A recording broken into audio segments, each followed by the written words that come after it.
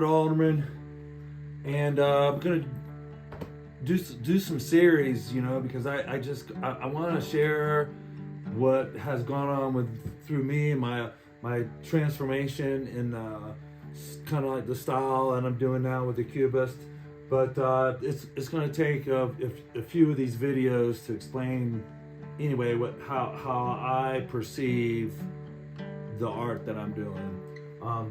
But we're going to talk about your brain on art and what happens when you look at art, you participate in art, and maybe play some music, dance around, and in the end, when we go through, I'm going to show you guys how you can do some art at your home to relieve some stress and stuff. But this right here, this book, Your Brain on Art, is amazing. And it's not that expensive. It's a bestseller, and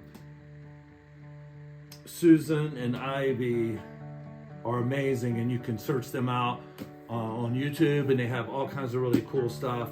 And I mean, it's just unbelievable. Just to preface here, it's just like a life-altering journey through the science of neuroaesthetics, and we're going to talk about neuroaesthetics today. And first of all, see this right here? See this swag right here? The dumbbell man. So hey, check this out. If you have a home gym or something, this guy knows everything you need, and he fits like, man, D1 schools. He knows exactly what you need. If you tell him, kind of like what you're training for, he'll set you up at home. And in case we ever have another predicament where we can't go to the gym again and stay healthy, and they just want you home to be sick, this guy will take care of you. So, and also, if you have swag, you send it to me, I'll wear it and I'll promo you. So anyway, let's get down to business. So your brain on art. What we're going to talk about is the neuroaesthetics, and we'll just write that down. I'm going to try. This is going to be a challenge for me because I am dyslexic. But I hope you guys will tolerate. It could be fun. So neuroaesthetics is kind of like this. It's new, and so it's.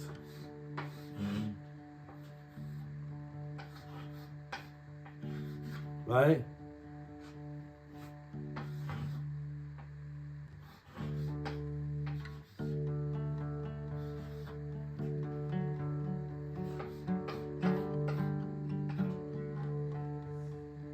THTI. Neuro. Is that right? I hope so. Neuroaesthetics. And the go-to person for that is Samir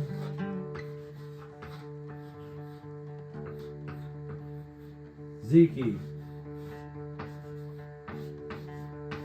Okay? So Dr. Ziki is like the go-to person, and I will put links up to some neuroaesthetics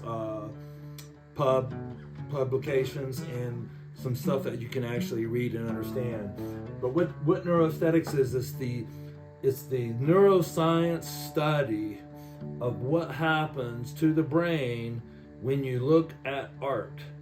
And this is all new stuff coming out. And actually, and this book was published in I think July of 2023. Super cool stuff.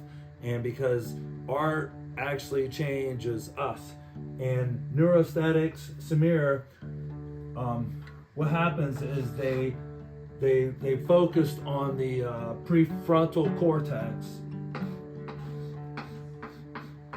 okay, and they also in the limbic system, okay.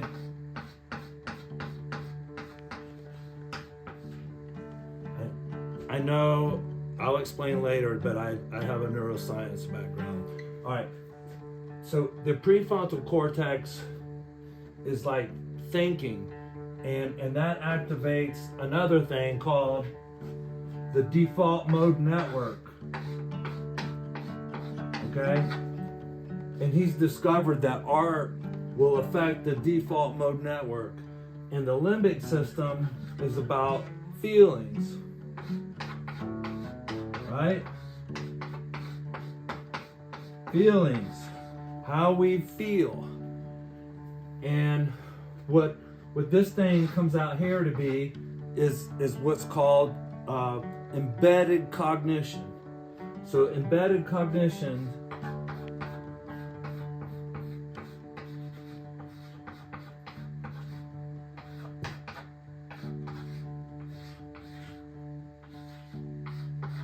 sorry I know this was not really exciting, but embedded cognition is about, we all know, it's about the heart, okay? And sometimes when we look at a piece of art, we're just like, man, it just makes us feel this certain way. That is embedded cognition. And embedded cognition is the feeling you get when you haven't seen, like, maybe your kids in a long time, or your parents, or maybe you were on vacation and you saw your dogs or your lover.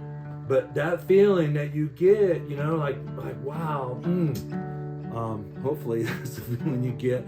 But that is called embedded cognition. And when that happens, there's these chemicals that are released in the body. And those chemicals, if you guys want to talk about that sometime, just hit me up and let me know.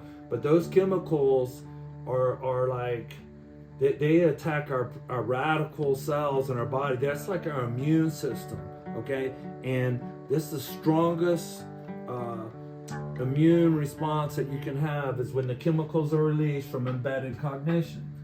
So anyway, I know this gets a little crazy, but that's why art is important. That's why art has been around everywhere since the beginning of time. And when you see a piece of art that you love, it's actually changing the physiology in your body, okay? And that's all based on this book. But that's just a little thing here. We're talking about the neuroaesthetics. And neuroaesthetics studies, they do the test. They have people look at art, and then they look at the brain and what's going on. And what's amazing here is Ivy, the author of the book. She's a VP at Google, and Google, she's the product development manager, and Google actually helped make devices that would go on the body, and people would look at art. And so it's like not a theory. And everybody keeps saying it's a theory. It's not a theory, it's science. I mean, it's actually happening in your body. So, and you feel because the limbic system is where you feel like yes, or dude, come up here, I'm gonna, So limbic feelings, embedded cognition you get from your art. There's your heart. So anyway, I hope this is going to make sense, and I'm going to go.